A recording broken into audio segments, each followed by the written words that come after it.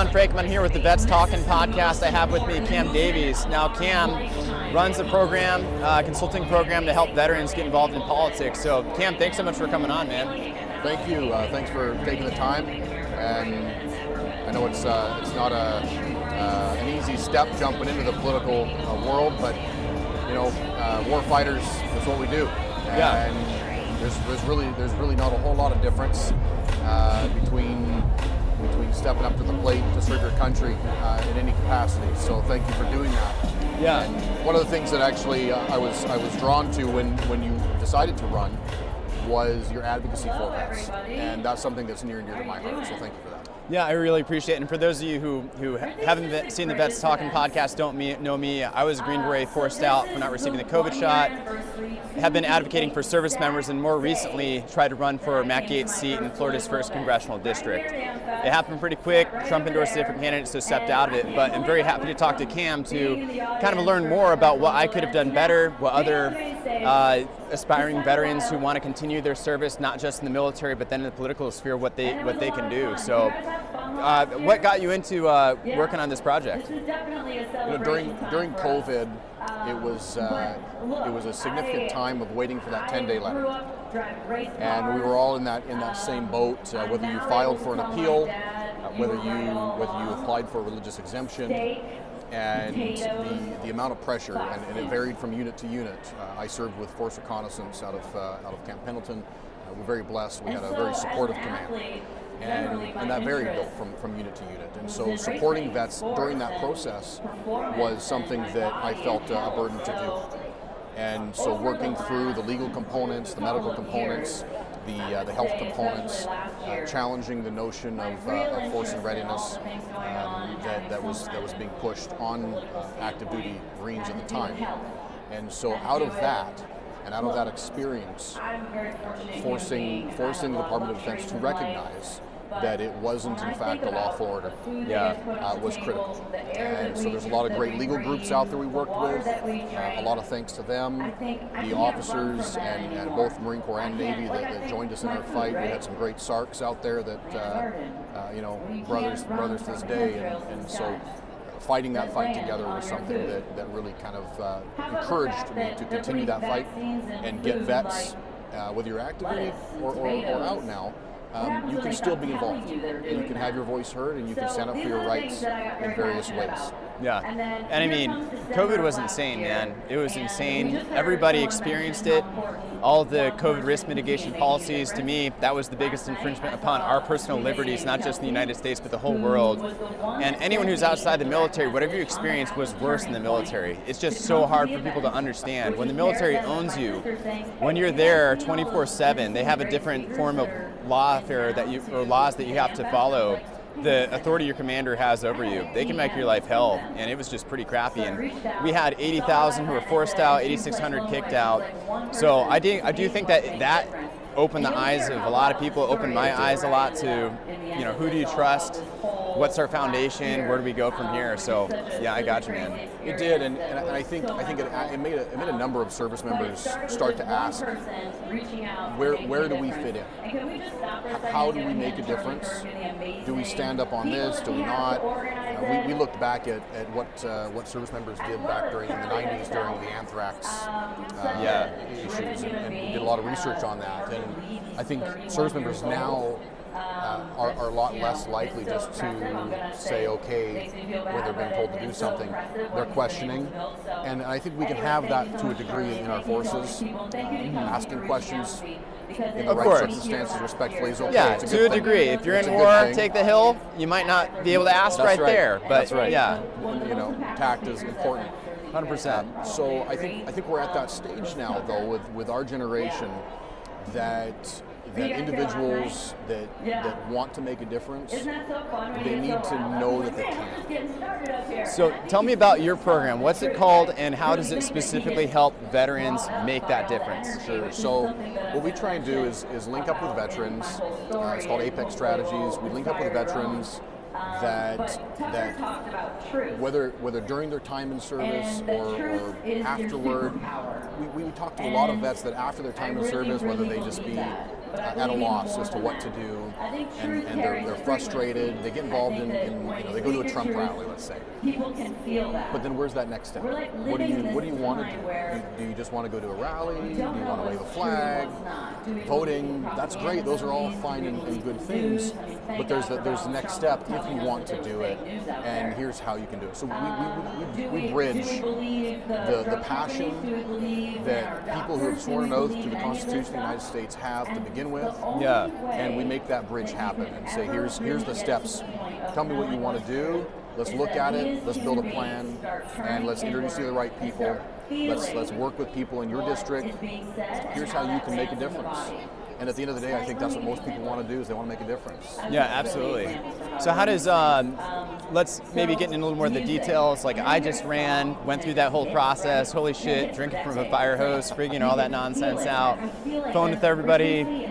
People are offering all kinds of stupid advice all the time. It's like, oh, are you going to try to get Trump's endorsement? Are you trying to get on this show? It's like, yeah, of course, dude.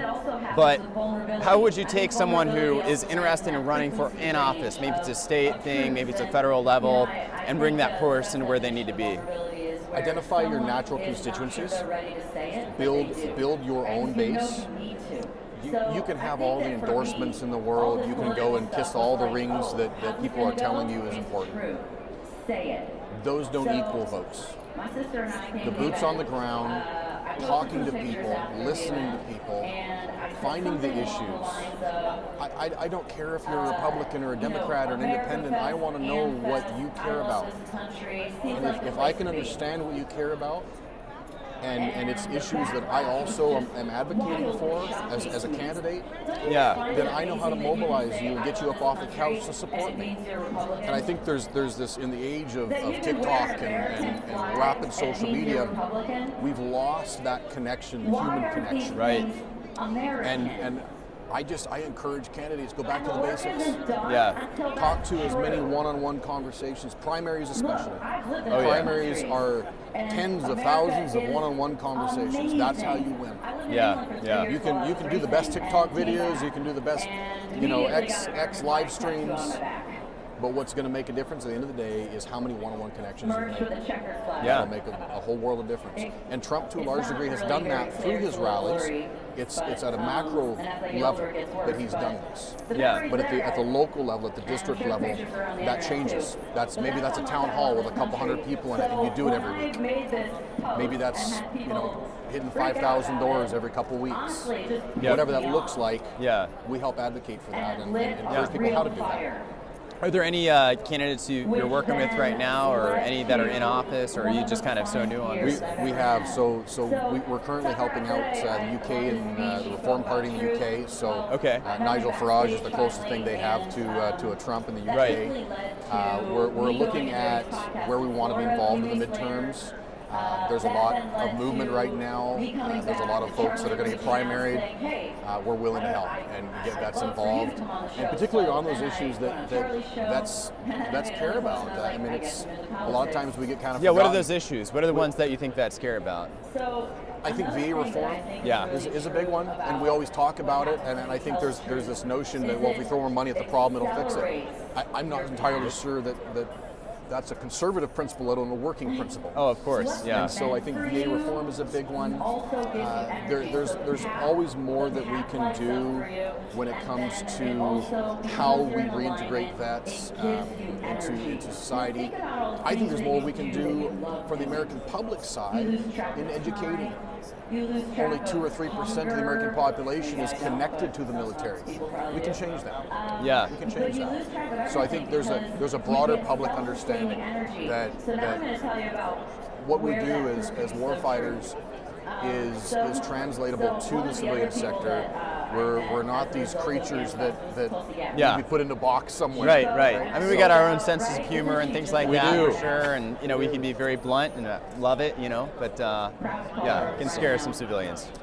It can. So I think there's education that can be part of that. I think when it comes to vets, if you look at a map of where to retire as a vet in the United States, it's almost like playing whack-a-mole from what state wants to tax you more as a vet. Yeah. And so that's a big issue as well. I think a lot of vets, that I talk to, they're looking at that significantly, and they're trying to find out, well, do I go to Texas because it's the best state to retire in as a vet, or do I go closer to family? And so, looking at how we can almost standardize that across the country to say, here's how it works for vets. If you're retired, disabled, here's the things that you need to know when choosing where you want to retire. I think we can do more to standardize that. It is so interesting too that the states do have different benefits per, and some states don't have the state income tax. And I'm very blessed to be in Florida right now. Totally awesome, And I'm not talking about the 10% off a Cracker Barrel. I'm that matters to some folks, I'm sure. But the notion of your retirement benefits, you did 35 years in the Army, you maybe have a service-related pension and things like that. So why can't we standardize some of that and make that planning? If you stay in active duty until you're in your 50s, let's face it, the job market for a 50-year-old white man in corporate America coming out of the military is a tough gig. Right. It's not an easy gig. So there's got to be some ability for us to assist those vets in their retirement planning as well. No, we got it. Obviously, November went very well. Trump won. Thank God we are not in a communist dictatorship anymore. So, I don't think that the battle's over at all. Now, you said that COVID, that those policies affected you, kind of spurred you into this. What kind of change would you like to see Trump, Pete Hegseth, others make to help repair the damage done from the vax mandate? Particularly with the vax policy, one of the things that was a very easy method for us to challenge as service members was the emergency authorized use and function, right? So the emergency use that was authorized did not qualify for use for the military, right? And should have been optional from the get-go per DoD policy. Well, they said it was optional, but then we all know it was not optional. It affects your evaluations as an officer. People who are not vaccinated have to wear masks while the vax don't get days off. You have to quarantine for longer periods if you're not vaxxed. Everything they could do, and then there's the legal coercion that happens with forced PT and formations. And some of the you mentioned earlier, some of the whole different lawfare system within the military. I had buddies. I won't say where they were stationed, but let's just say waking up every hour on the hour to report to the desk officer. Are ridiculous. Yeah. So there's things you can do to coerce service members that I think the average public just they can't comprehend. No. Right, that you have to check in every hour during the middle of the night. Oh yeah. Or sure formations at 7 p.m. on a Friday. Days just to browbeat you into doing something. Right. But no, it was illegal. You're right. Like the EUA, it should have been optional. Then when the mandate came out, it was illegal because there was no FDA-approved drug available. Right. So that was the easiest basis of challenge. So what can the Trump administration do? I think with RFK, I think looking at how we even get to an authorization in the first place. Yeah. And then what is the threshold for an emergency use authorization? And then how can that be used for the military? And what needs to happen to mitigate those risks again? Sure. And I think the laws were already on the books that were broken. So they were. And that's where a lot of people think you have to make new legislation to make sure this doesn't happen. It's like, no, we need to just enforce the legislation. It was already there, man. And some commanders would argue that there's an element within the upper echelons of the command structure that certainly were pressured and chose to follow the political class and what was best for the political class than the military. Right. And there's no question in my mind that was done. And I don't want to speak out of turn. There's other more articulate gentlemen than I, Stuart Scheller and others that have done a great amount of work on looking at the level of the lines being blurred in the military into politics and how seeking that next promotion, whether you're the 3-star or the 4-star, a lot of careerism, a lot of kind of moral cowardice is what I think is what we kind of saw. So there's lots that we can do, but you're right. It has to be. We have to follow the laws as they are and try and improve those. To protect service members.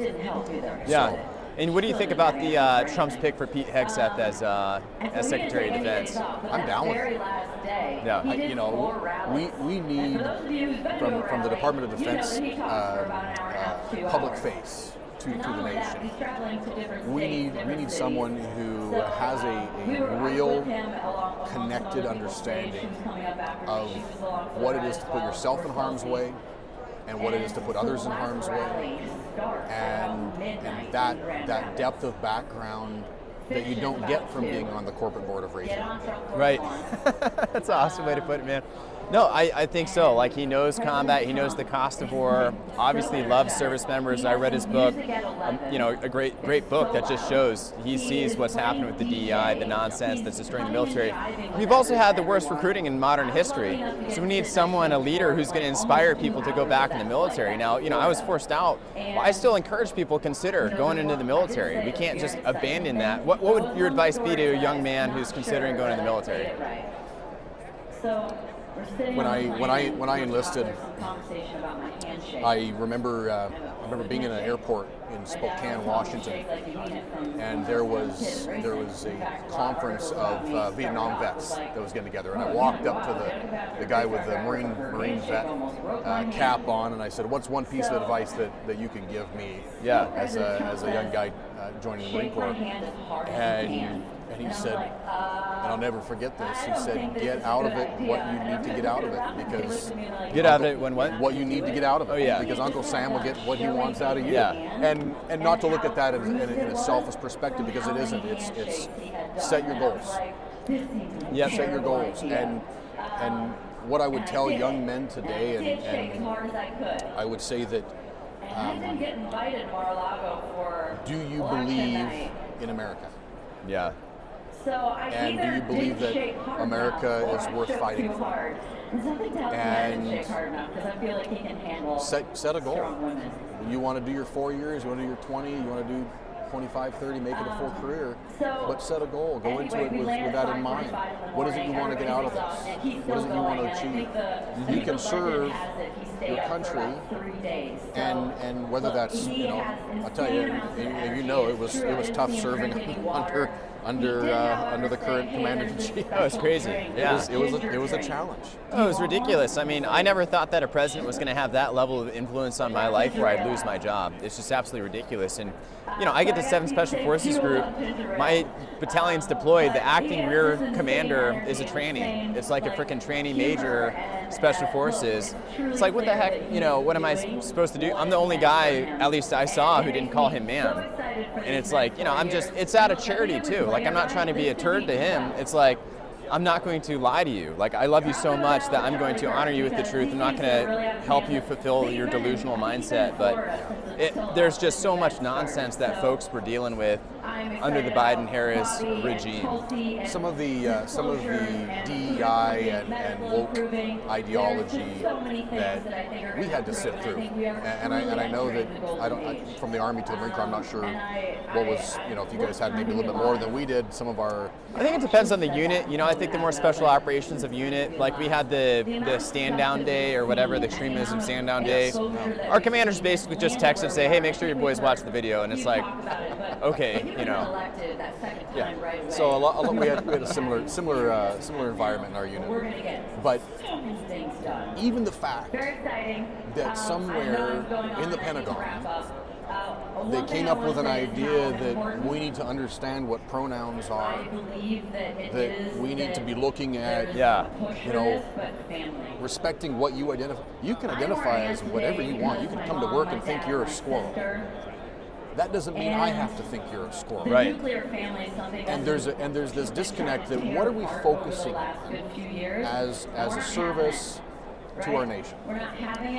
Are we focusing on your feelings, or are we focusing on winning the battles of today and tomorrow? So what kills me to such an extent is that the 82nd, they were commanded by General Donahue during HKIA, so right before going into Afghanistan for the withdrawal, commanded by him, and we had the 13 deaths, at Abbey Gate. It was terrible, but I thought of that before going out there. He went to every company, and I was told by people there and asked what your vaccination status was, and we're basically shamed into trying to get the shot.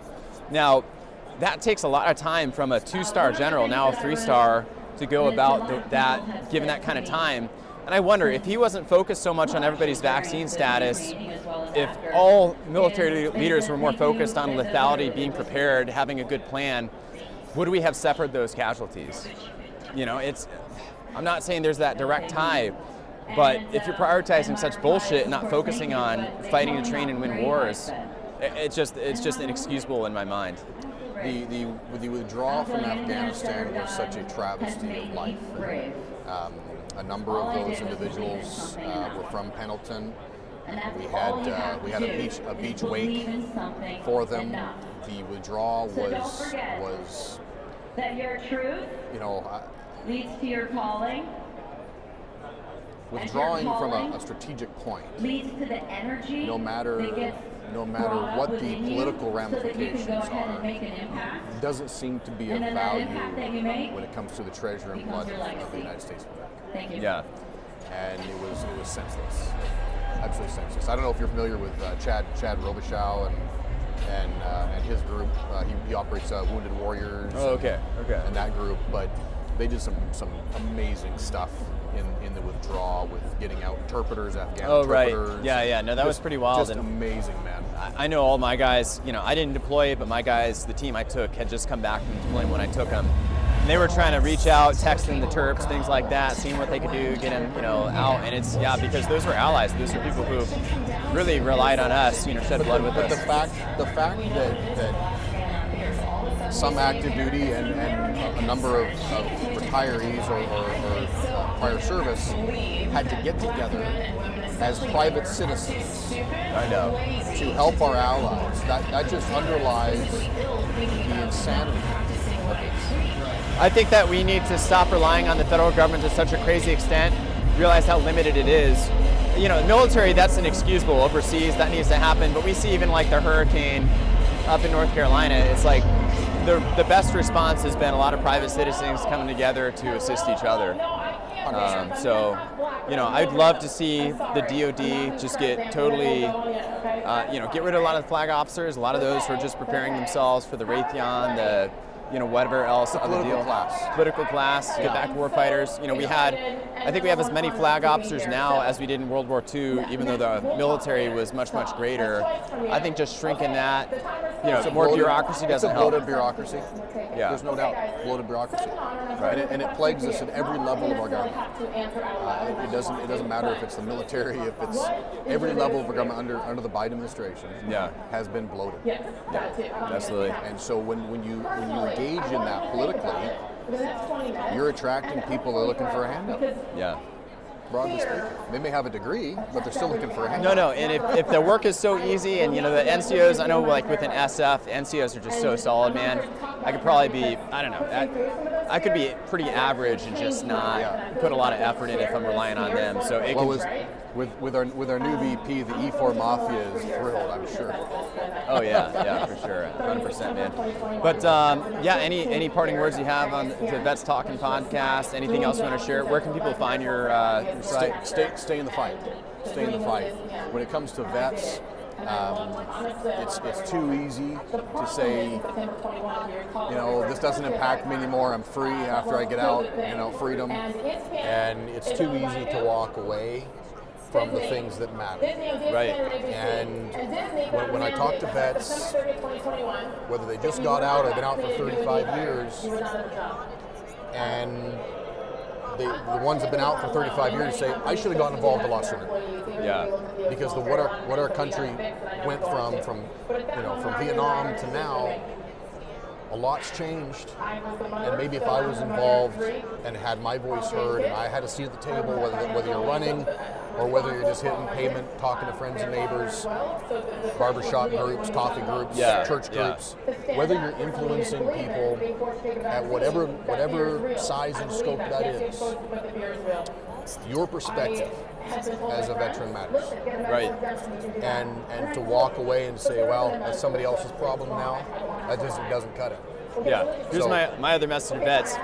Register to vote and frickin' vote. Like, it's ridiculous. You people serve your country, you risk your life, have friends who've died, have whatever injuries. I know my back's hurting just sitting here, and y'all are suffering from it too, man. Then you just don't go out and vote. It takes like 10 minutes to register, 5 minutes if you do like an absentee ballot, whatever you got to do, man. But we need to get you guys involved to take care of vets, take care of the country. Get involved, stay involved, seek office if you feel you have that level to contribute. Help other vets that are running. If they align with your values, help them get elected. Cool. And where can people find you, Cam? Pardon? Where can people find you? They can find me on Instagram. They can find me on X, and Cameron Davies on X. Yeah, I forget my tags. Yeah, we'll see if we can add those in there, man. It's all good. It's so loud here. I don't know if anyone else can tell how loud it is, but whatever, man. I hope you enjoyed the Vets Talking podcast. Cam, thanks so much for coming on. Thanks for coming on. Appreciate it. All right, God bless.